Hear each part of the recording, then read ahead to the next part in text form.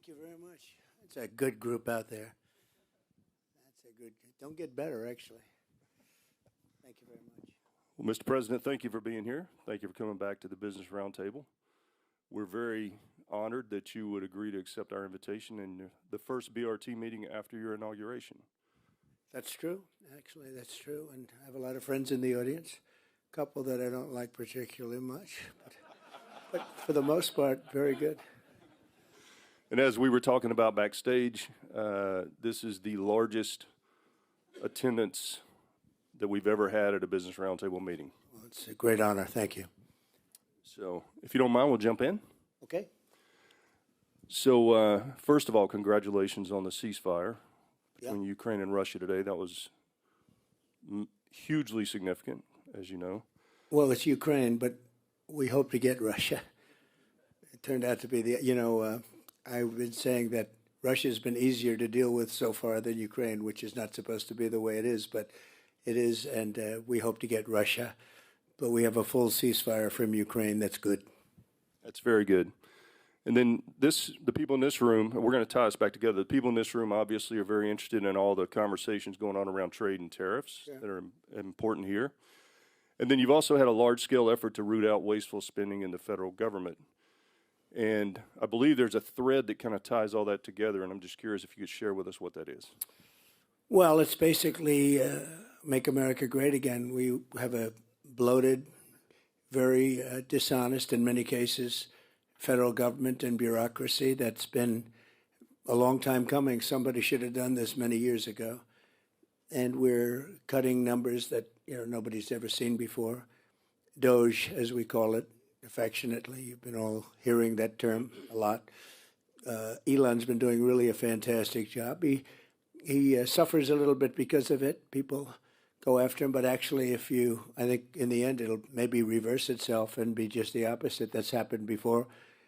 There's people that they tend to go after one group or another, but basically it's the other. They go after conservatives, and when somebody stands up and fights, their business ends up doubling. You can see that. Just a little example. Goya Foods, he was just a wonderful man, the owner and the family, and largely Hispanic foods. And they went after him because he supported me, and this was the end of the first term.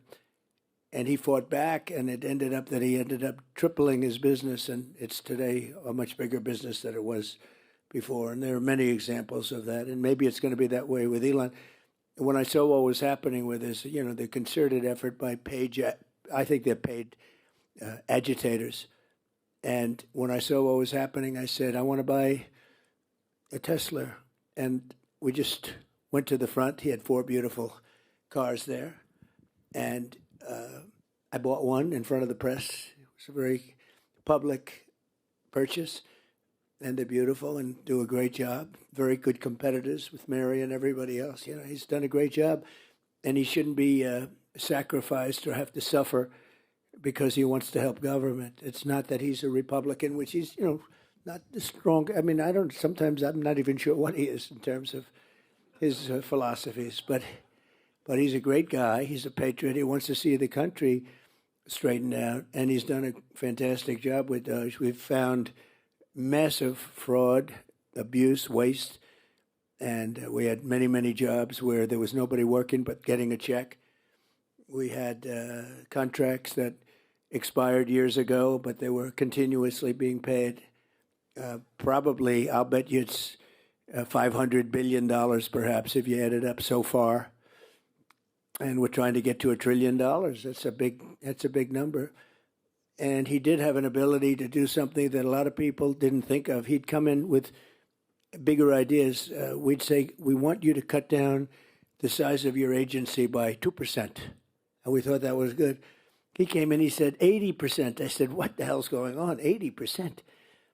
And largely, we had to do it carefully, and we had some little hiccups, not big hiccups. But we saved a tremendous amount of money for the future. This is going into the future. And in some cases, it would be 80, and in some cases, it would be 5% or 2% or 3%, depending on the agency. And you can almost, you're all great professionals, the top and you can almost look at some of the agencies and see which ones had to be cut and which ones didn't. Also, in terms of their importance and in terms of being current. So we saved a tremendous amount of money, and I think I don't know if it's going to reach $1 trillion, but it's going to reach a lot. And it was an honor to have Michael there yesterday. You got to see a little bit of it. We had a conference, and a lot of investment coming into our country, much more than I've ever seen. Apple is investing $500 billion. IBM was with us yesterday, and they're investing a lot. Just companies all over. I could name them. You've read most of them, many of them. But hundreds of billions of dollars is being invested. That wouldn't have happened if I didn't win the election, number one. And I think, number two, the tariffs are having a tremendously positive impact. They will have, and they are having. We have car companies that are not building in Mexico now. They're building in the United States. Some of them, the plants were already started, and they stopped construction, and now they're going to build in the United States. It was very unfair. They'd build in Mexico and sell them across the border with no tax, no nothing. They'd take away our jobs. They'd close up places in Michigan and all over the country, and they'd build them in Mexico. In many cases, they were owned by China. Built in Mexico, owned by China. And that's all stopped now. They're all coming here.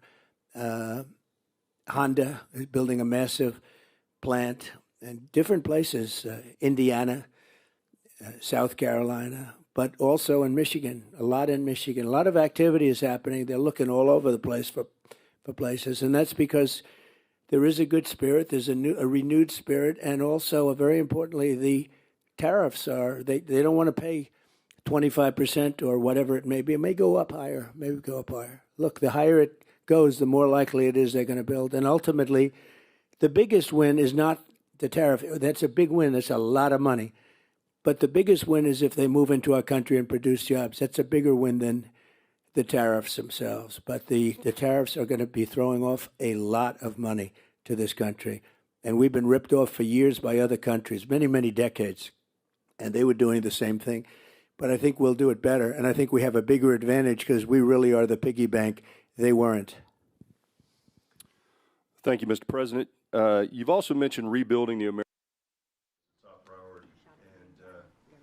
And I guess, what's your strategy to lower the overall cost of living, make everyday expenses more